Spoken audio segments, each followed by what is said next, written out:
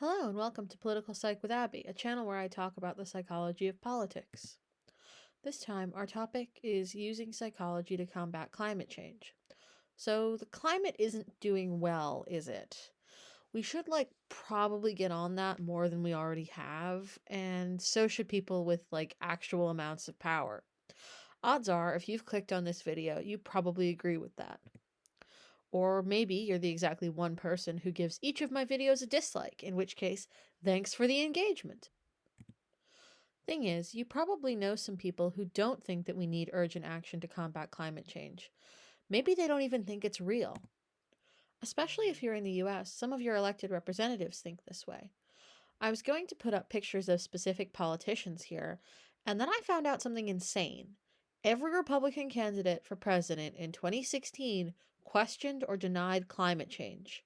To me, that means that this isn't a fringe. It's basically doctrine in one of America's two major parties. This video is going to be focused on helping people who care about climate change reach people who don't yet. Before I get started, I'd like to offer a big thank you to my Instagram followers who voted for this topic in a poll. Let's just say they don't like to make things easy for me. If you've got a political psychology question for next time, leave a comment here or message me on Instagram. So I think when a lot of people think about being environmentalist, they think about it personally. You know, eating less meat, flying and driving less, recycling, all those sorts of things. This is a bit of an aside, but actually, obsession over the personal can distract from more impactful activism. And this is the crazy bit. The idea of a personal carbon footprint was invented by BP, British Petroleum, to distract people from putting the responsibility for climate change on, say, companies like BP. I still totally respect people trying to live in a more sustainable way. Just don't let it distract you from the big picture. And remember, not having a totally sustainable lifestyle does not invalidate someone's activism on the big issues. Anyway, this video isn't about that. Getting back on topic, people might also think about technological solutions to the climate crisis. Thing is, those things are good, but they're not nearly enough without a massive political and social mandate for combating climate change. Combating climate change needs to be something that no government or company can get away with not doing. In order for this to happen, it would help if we didn't have a large social and political faction in our society willing to turn a blind eye to, and perhaps even encourage, environmental negligence. Anti-environmental politicians and the companies they cover for need a base of support. What if we could use psychology to take at least a little bit of that base away from them? I think we can, and I have the data. Let's start off with a strange fact. A lot of people, especially conservatives, are scared of environmentalists. They may see them as watermelons. I know, watermelons are delicious and not remotely threatening. What is meant by watermelons in this context is green on the outside and red on the inside.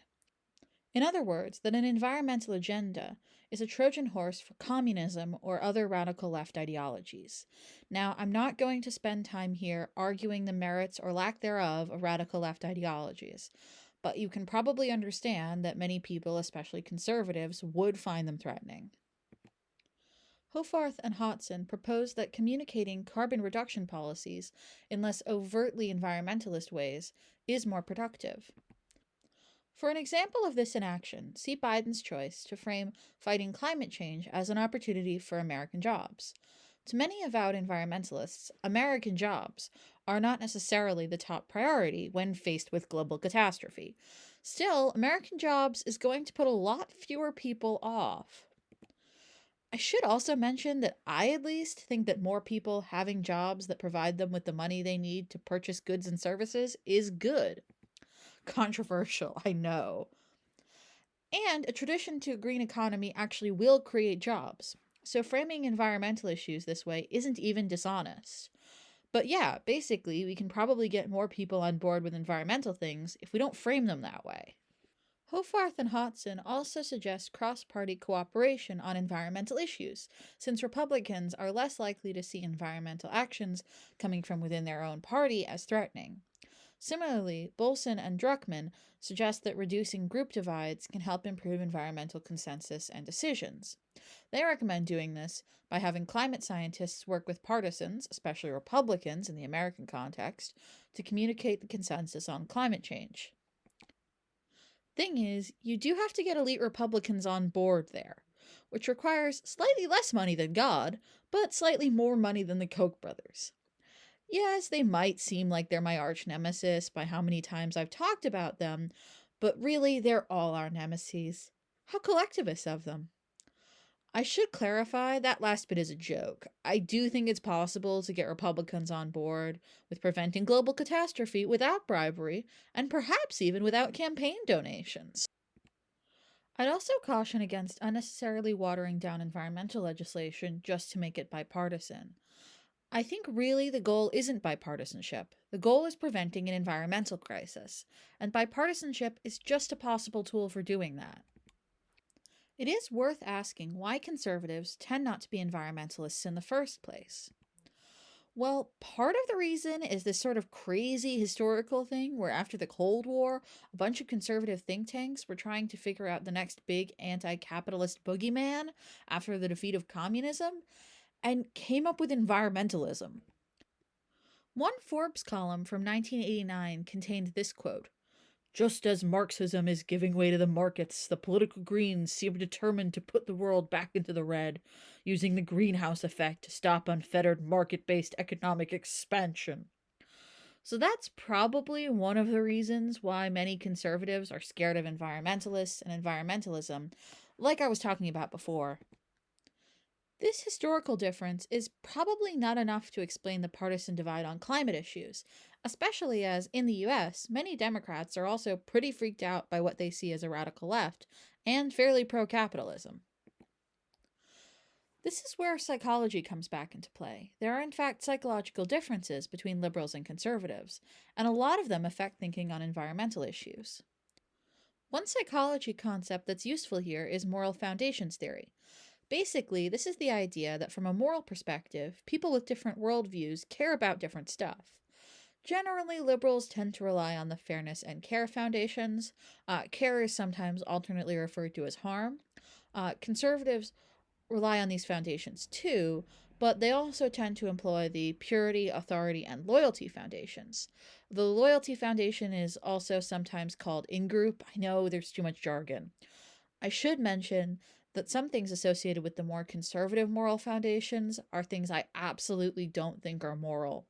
I just think this framework is useful because it helps us understand the moral cognition of more people.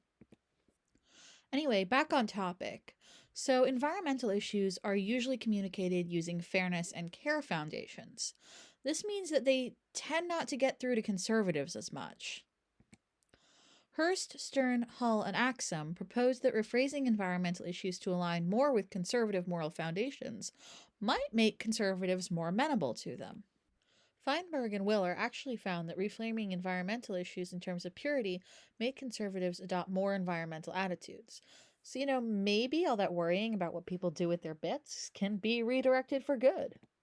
Another factor that influences people's environmental attitudes is how high they are in something called social dominance orientation. While this sounds like some sort of pickup artist technique, it's actually a psychological trait. Incidentally, one that the worst sort of pickup artists are probably high in.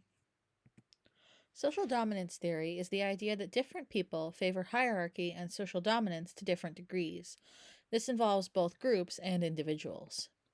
Milfont, Richter, Sibley, Wilson, and Fisher proposed extending this theory about relations between people and groups to relationships between people and the environment.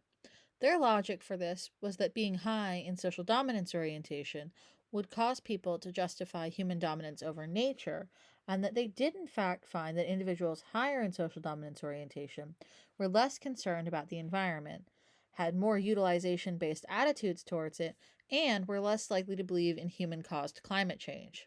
Stanley et al. Further explored the connection between anti-environmental attitudes and social dominance orientation, and found that the anti-egalitarian element of social dominance orientation is especially negatively tied to environmentalism.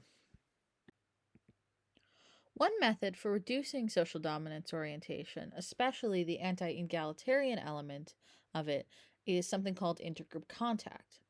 Intergroup contact is basically interaction with people outside your societal group. So, like, for example, contact with people of a different race, class, or national background. Positive intergroup contact can be used to promote more egalitarian and, in turn, more environmentally friendly attitudes. So, generally encouraging diversity and reducing people's discomfort with that diversity might promote more environmental attitudes and actions.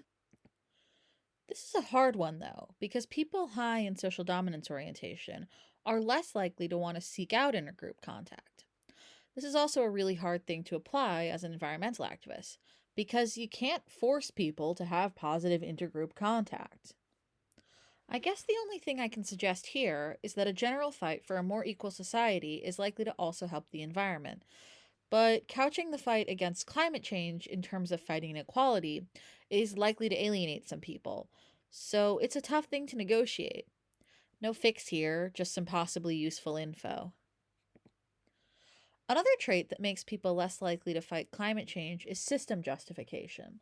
System justification theory posits that our need to feel a sense of stability, safety, and certainty shapes the way which we view the systems in which we live.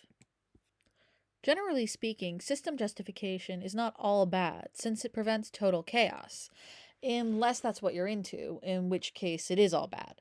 Also, on an individual level, it can help people from being too totally bummed out about the state of the world, unless, again, that's what you're into. You do occasionally meet people who seem really low in system justification and are also fairly content and cheerful. My boyfriend is like that. My theory is that he got lucky with regards to brain chemistry, but I don't know. I'm not that type of psychologist. I have friends who are. They like to joke about studying him to determine how anyone can be that mentally healthy. Anyway, back to system justification theory. The downside is that it makes people reluctant to tear down or alter systems that might need it. Fayenga, Jost, and Goldsmith posit that this tendency to justify the current system may be a barrier in the way of people working towards necessary changes to combat the environmental crisis. They did, in fact, find evidence that those higher in system justification were more likely to deny environmental problems and less likely to engage in pro environmental actions. The likely mechanism here is that some people are sufficiently motivated to defend the system that they deny problems like climate change that are endemic to it. The connection with system justification may also offer a partial explanation for partisan divides on environmental issues, as conservatives tend to be higher on system justification and to express less concern about the environment. Fayenga, Jost, and Goldsmith found that they were able to eliminate the negative effect of system justification on pro-environmental attitudes if they reframed environmental actions as consistent with the status quo and patriotic. They were able to increase environmental attitudes just by having participants in their study read the following. Being pro-environmental allows us to protect and preserve the American way of life. It is patriotic to conserve the country's natural resources.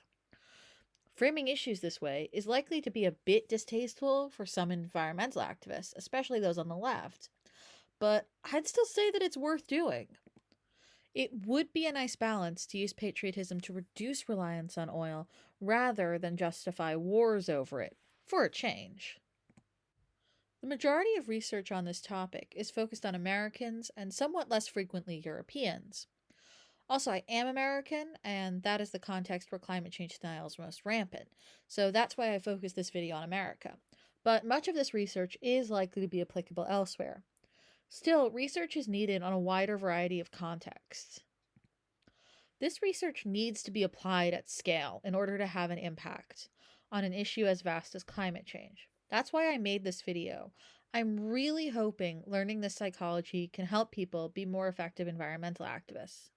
The scientists who did the research I discussed in this video are doing crucial work, but I feel it is not being applied fast enough. I have applied some psychology to my own environmental activism and found it helpful, but there is so much I wish I had known sooner. My hope with this video is to help speed up the process of applying psychology to solving our environmental crisis. Thanks for sticking around to the end of this video. I hope you found it interesting and potentially useful. Do all those liking and commenting and subscribing things if you liked the video and want more people to see it. And if you want to see how I did the watermelon thing without destroying the books, check out my Instagram. Also, I'd like to apologize to anyone whose name I may have pronounced wrong in this video. If you've got a question about political psychology, comment it below or message me on Instagram at Political-psych-abby.